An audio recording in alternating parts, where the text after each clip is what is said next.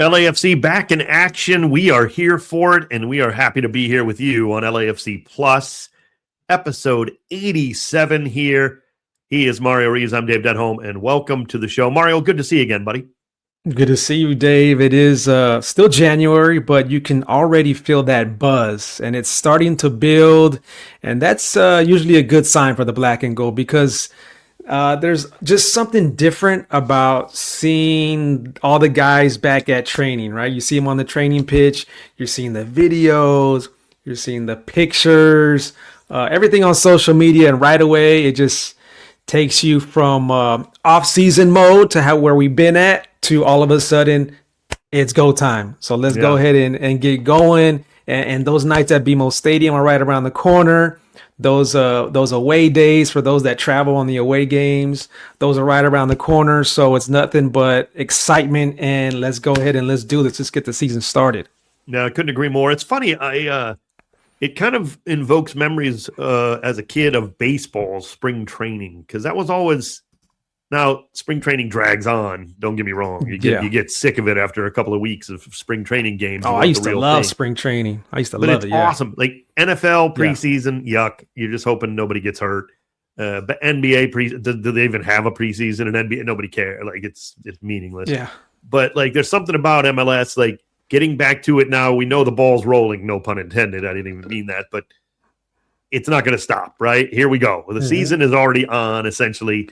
They're playing some exhibition matches, preseason games, not even exhibition matches, really, just closed-door friendlies for LAFC by and large. But there are some other teams. Yep. I watched a game earlier before we were on here doing this, RSL taking on Randers over in the Algarve Cup across the seas. Hey, so doing your homework. I love it. A banger goal from Dominic Marzouk, a good player for RSL, no doubt about it. Saw a midfielder, by the way, for Randers, which is, of course, I believe it's in the Danish Super. I believe it's in the top flight. Not a team that's having much success this season, but a good club. And saw a midfielder for them. Whoa. Yeah. You got your scouting hat on, huh, Dave? Oh, man, I did. I wasn't trying to, but he kept standing out to me. I only watched it was the first half. I didn't watch the whole. I don't even know what happened in the match, but he just kept standing out to me, the way he moved. Look, I don't want to get too far off a tangent here. Look, I understand it's a day of analytics, or a period of analytics in sports becoming more prevalent, even in scouting, of course. That way you don't have to, you're not sending people all over the world at extreme cost until you have some analytics done on players. Then you can take I get all that. I do. But there's something about just seeing if a guy can move and just see how they play, and just, I don't know, there's little things you can pick up. Seeing them with your own eyes, Absolutely. The numbers can say so much, but you can make those numbers mean whatever the heck you want. Yes. But once you see them with your own eyes, that's what it's all about. Yeah, I don't disagree. And it's all part of it. You have to use everything, every little bit of it. But LAFC have officially opened training camp, as Mario said. Had a little preseason, kind of a closed-door friendly, if you will, against Bayern Munich's under 23s. Remember, we have kind of a club-to-club agreement with Bayern Munich, some things that we work together on as a club, and this was part of that. They came into play. Now, I wasn't there. You weren't there either.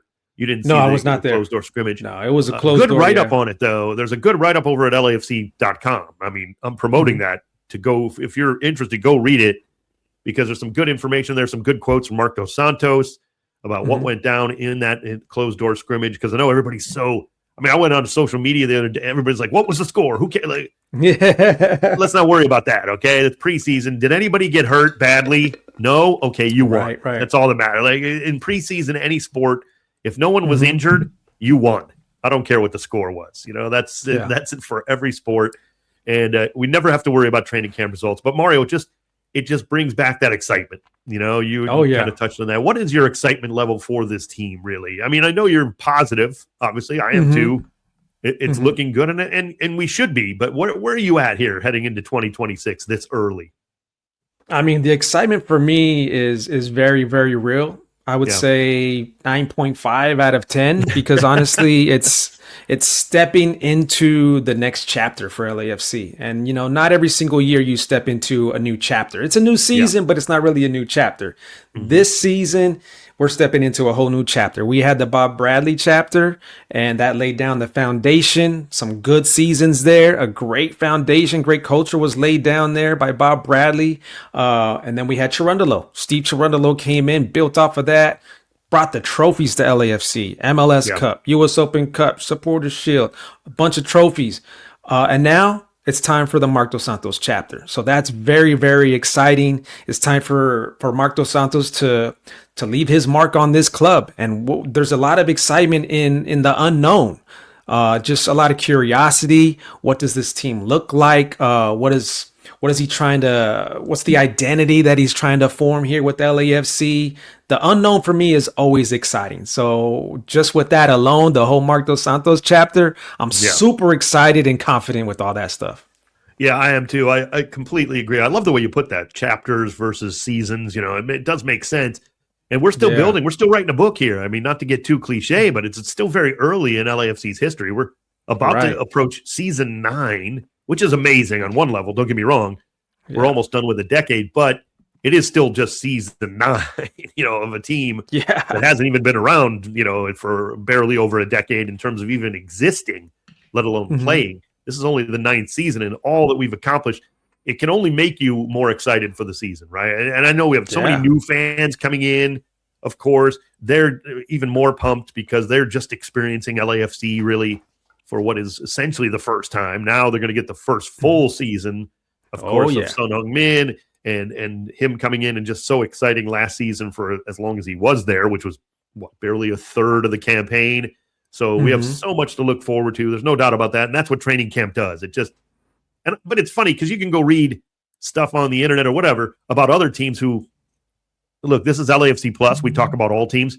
There's a couple of really dog teams. And I mean, there's some bad teams right now. Okay. I mean, they're trying, but even they have hope going into the season, right? Like there's some bad teams out there that weren't very good last season and maybe haven't done enough to get better. We know who they are. We'll talk more about those in the coming weeks.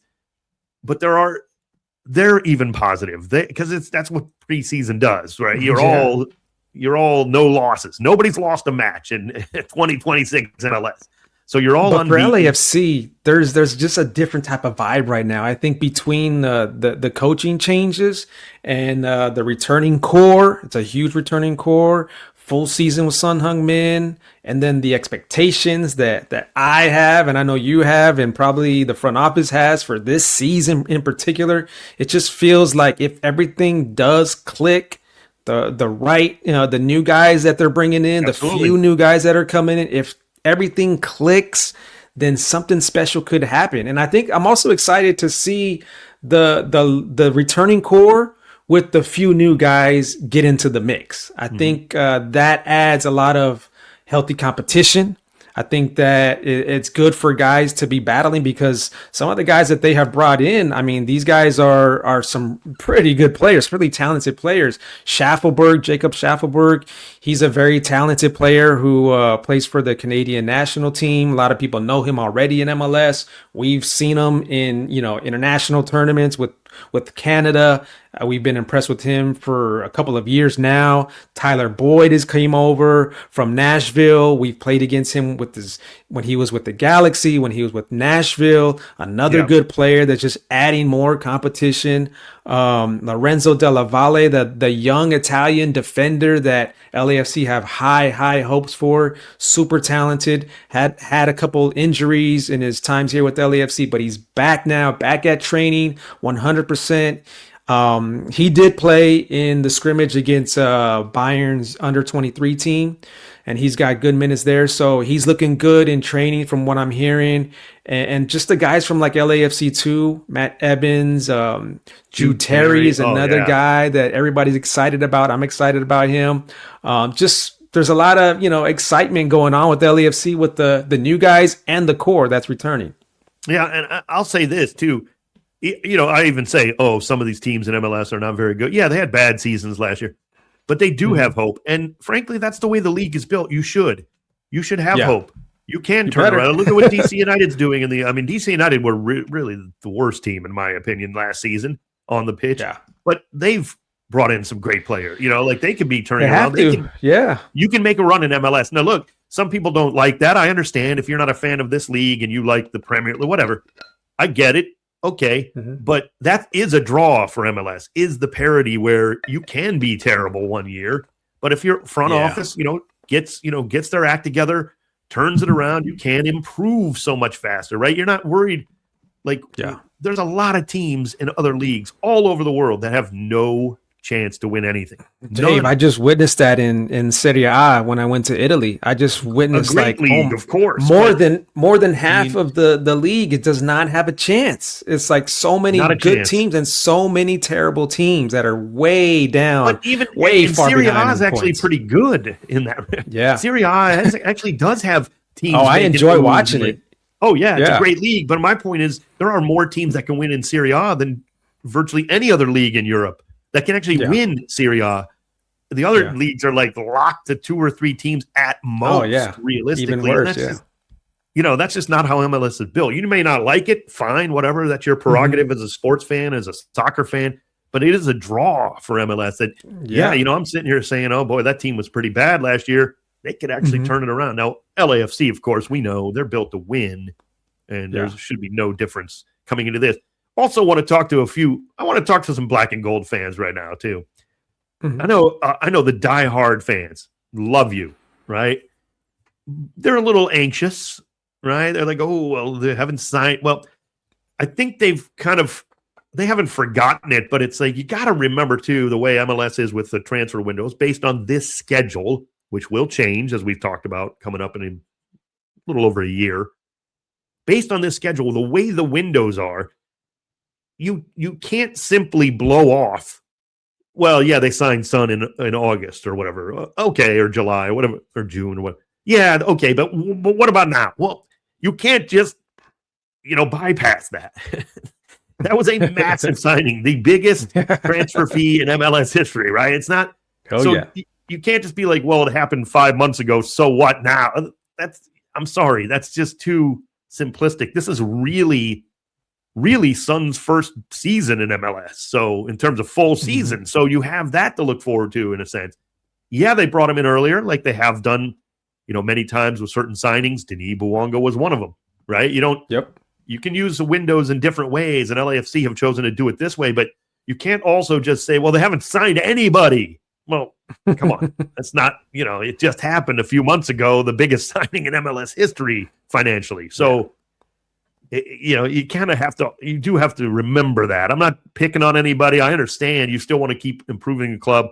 There are some things coming down the pipe. We know, just we're not a show that we're an LAFC show, right, Mario? We have to wait till they're official on this show. We can speculate on other teams and fun and have, listen to some great reporters out there who do a great job and are, quite frankly, they're right, they're accurate, but we're not going to be sitting here, naming things that are going to be happening for LAFC until they do.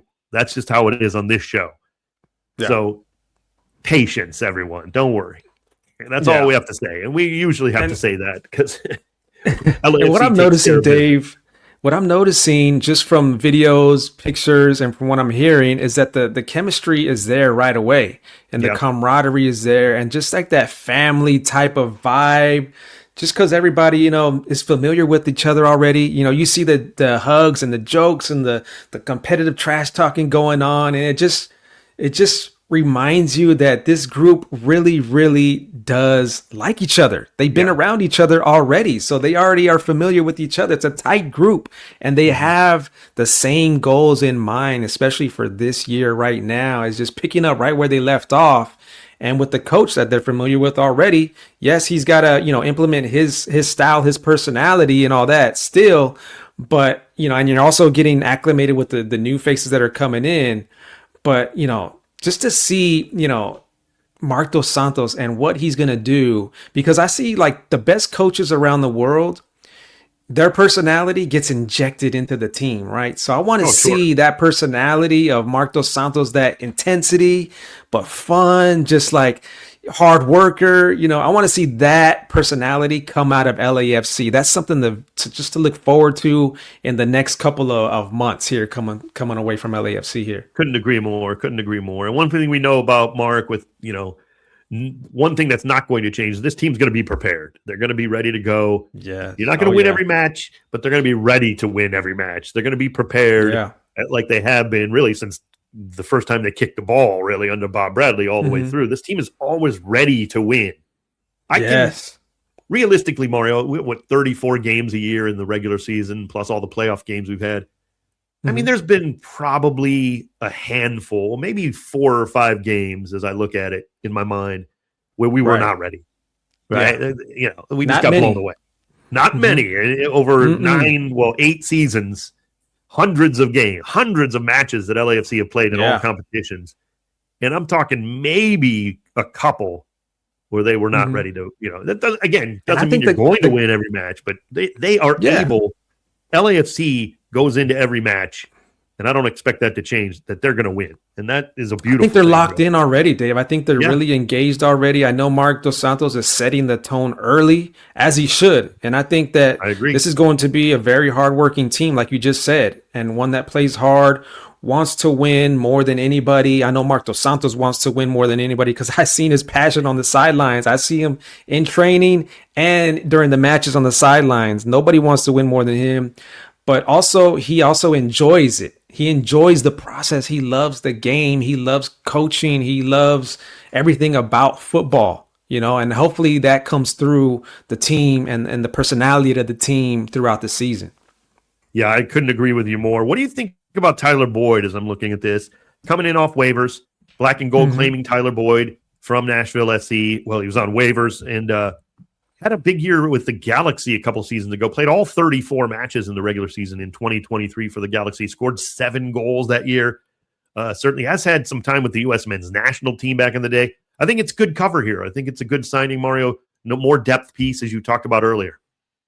Oh, yeah. Tyler Boyd is a player that we've seen around the league, and he's a player that's going to add that competition just in the training sessions, and he's going to get his minutes in the game, too, as well. That you're going to need it with the schedule that LAFC is going to have with the Conca Champions and Leagues Cup and MLS. There's a lot of competition. There's a lot of your name is going to get called. Your number is going to get called. That's for sure. So everybody's got to be ready. Tyler Boyd will be ready, and he's going to be a player that when he comes in, it's not going to be a drop off. Maybe he's going to start some games. Maybe he's not going to start some games. But the level that he plays at is just something that LAFC is going to love. The fans are going to love. I love it. I love it. Yeah, it's a good move. It's just again reinforces that. There always tweaks need to be made, no question. John Thornton's job is 365 days a year, him and his staff. There's no question about that. They don't have an off season because you always have to be ready to make these type of moves if they ever come up, if you ever need it. And LAFC seem more than capable. There's some other teams that are making some big moves that are more than capable, it appears, too. Around the rest of MLS here on LAFC Plus. If you're kind of new to the show, we always talk about other teams in MLS. It's not just a Black and Gold podcast. We do like to kind of take a deeper dive around the rest of the league as well, because it's a league we're trying to win. Well, another team trying to win is the defending champions. They're not resting on their laurels by any means. Inter Miami bring back Tadeo Allende because he was with Celta Vigo, of course. They worked out a deal there with the side from Spain, and Allende will be with Inter Miami. There's some reports from good sources, when we talk about the people that I follow, Mario, Fabrizio Romano, Tom Bogert, like their reporting is, these are the top guys. Spot on. There are reports from am I wrong with this? Herman Berterame looks like coming possibly to Inter Miami as well. I mean, am I wrong? Am I wrong in saying that is a very good signing? We know other MLS teams have come close in getting Berterame out of, Liga MX and Monterrey. Talk a little bit about that player, though. He instantly is going to hit the ground running, it would appear, in MLS for me. Oh, a great player. Exactly. Like you just said it. There's no adapting to the league. There's none of that. This guy is on that level where he's going to come in, especially playing alongside Lionel Messi and the other talent that they have there, he's just going to fit right in. And Messi's going to love playing with him. He's going to love playing with Messi. So that's going to be an easy one. That's a no-brainer. But I love what Miami is doing. I said it last time in the previous episode. I love that Miami continue to set the bar, raise the bar even higher. Even though they just freaking won MLS Cup, they still want to win.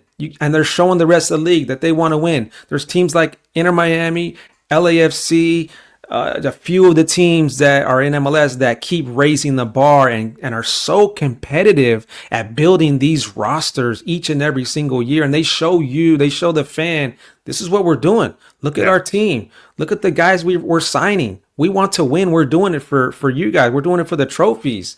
And to have that each and every year as a fan, as a club, that can only be a good thing. Hopefully teams around the league also follow suit and try to raise the bar for their own club as well.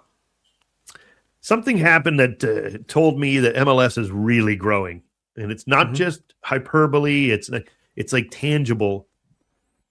And it was this. There was a report, again, I believe it was from Tom Bogert, just, again, excellent source, obviously covers MLS. If you haven't, don't follow him on social media, you should.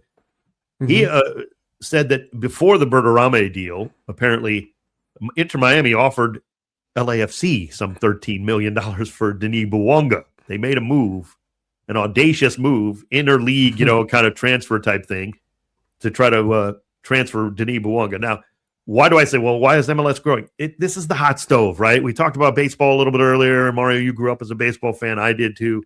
These are the things, the rumors, the stories, the reports like this. This is awesome. Now, you're like, Denholm, you're LAFC's radio guy. Why are you saying that's awesome? First of all, you ain't going.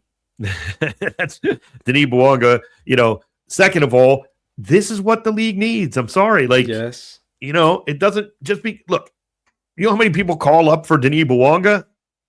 They're not the first. Don't worry about it. Like everybody in LAFC was like, oh no, this is just one story that got reported because Inter Miami is on what seems like a spending binge, right? And they're trying to make these big moves. And of course, one of the biggest you could possibly make in MLS, if not the right now, besides if Inter Miami were to get rid of Messi, which of course is not going to happen, is going after Denis Bouanga. So this is great for the league and these kind of things. I'm sorry, it is. And I know that 13 million sounds like a lot of money because it is a lot of money, and I also know that LAFC valued Denis Bouanga way more than that. Oh, sure. He means so much more to the club than 13 million. So you're going to have to come with a lot more if you want Denis Bouanga. On top of that, Denis Bouanga loves to be here at LAFC. He loves the black and gold, and turning down that 13 million just shows me that LAFC wants to win too. They want to keep this core together. The time is now, like I've been saying, and they want to keep this core together because they want to see what can happen. Because this is a core that can do it. Just need a piece here, a piece there. And honestly, Dave, I really do think they're a piece or two away, and maybe it's coming down the pipe soon. Maybe, who knows? We don't know. But man, this team shows that they want to do something now, and keeping Denis Bouanga will help in that. Oh, no question about it. We love Denis. Been, for my money, the single greatest MLS signing for me that I had never heard of him before he signed. If I'm being honest, that's what I mean. Like, of course, we knew. I could agree Carlos with that. Vela was going to be incredible. Carlos Vela was an incredible player. So that was obvious. Yeah. Like I honestly, and I follow a lot of football. You guys know that, and I watch a lot. I watch more than my fair share. I had never heard of Denis Bouanga until we signed him. So single greatest MLS signing in that regard. Where I never knew the guy existed. And that's how good he is. Just incredible player. I have friends that follow, the world of football that did not know about Denis Bouanga until he came to LAFC, and they're just surprised at how good of a player he is when they tune in to watch LAFC. And they might not be MLS fans, but they tune in and they say, "Wow, this guy Denis Bouanga is something else." I say, "Yes, he is, and we're lucky to have him." Another beautiful part of this game is it's worldwide. There's talent everywhere, and we talk about it all the time. You can go find it. Now, a couple of teams that are really still making some big moves, Mario. Houston Dynamo, according to reports again, very accurate and very good sources, we should say. And who knows, maybe by the time you end up watching this, if it's days later, this may have already been officially announced, whatever. reports of Mateusz Bogusz and the Dynamo, our old buddy, Matty Bogusz, who, of course, went to Cruz Azul. LAFC transferred him to Cruz Azul.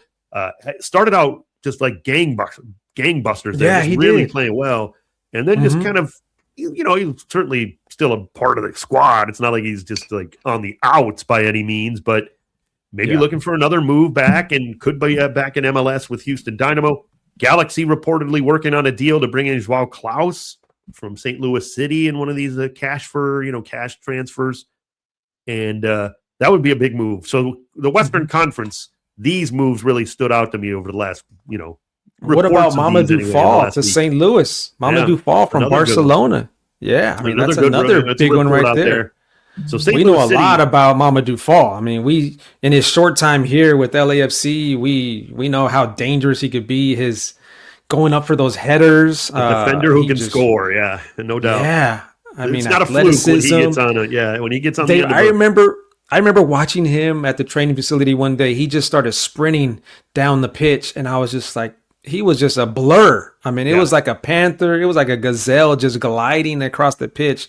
His athleticism, and also when he just jumping, leaping, just his vertical leap, like warming up just to get ready. Just like, oh my God, I think his toes went like above my head. Like he is that athletic, but the potential, it's there, and he has, it's untapped still, he needs to tap into that. He really does.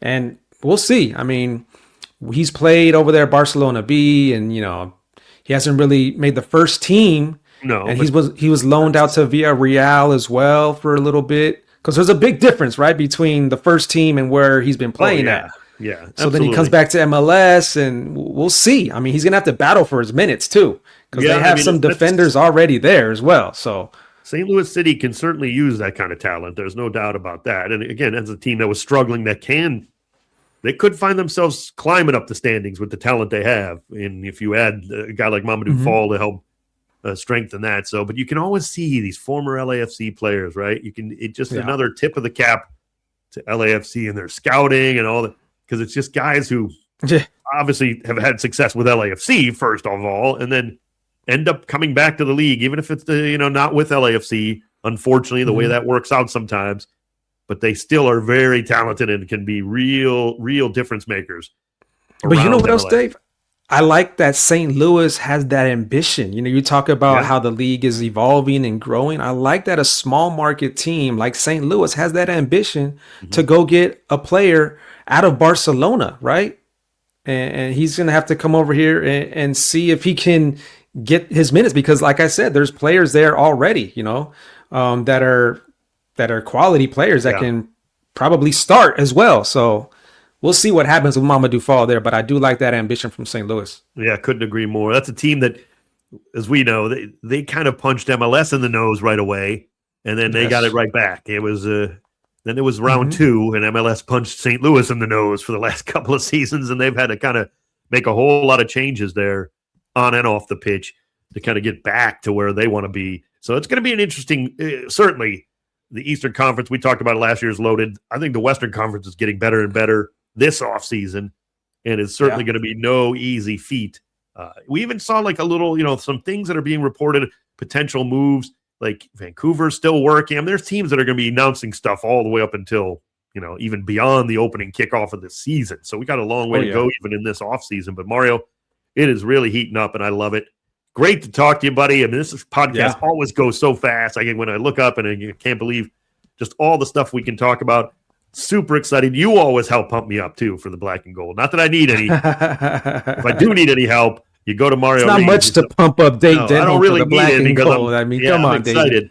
I'm ready to go. I got to get these pipes ready. I got to get the voice ready. I'm still in preseason, too. So, but we're going to get there for that February 21st kickoff. Certainly the first of MLS games. Of course, LAFC will be involved in the CONCACAF Champions Cup. We'll have more on that coming up as well. Reminder, we're on our kind of preseason schedule for this podcast. Ooh, I love this part, Dave, because you tell me when our next episode is going to be on this preseason schedule. Let me know when our next podcast is going to be. The next pod will be released coming up on Thursday, February 5th. So it's basically every couple of weeks, every 2 weeks, essentially. All right, so cool. February 5th will be the next podcast. of LAFC Plus. But thank you so much for joining us for this one. He is Mario Ruiz. I'm Dave Denholm. Mario, take us out of here on episode 87.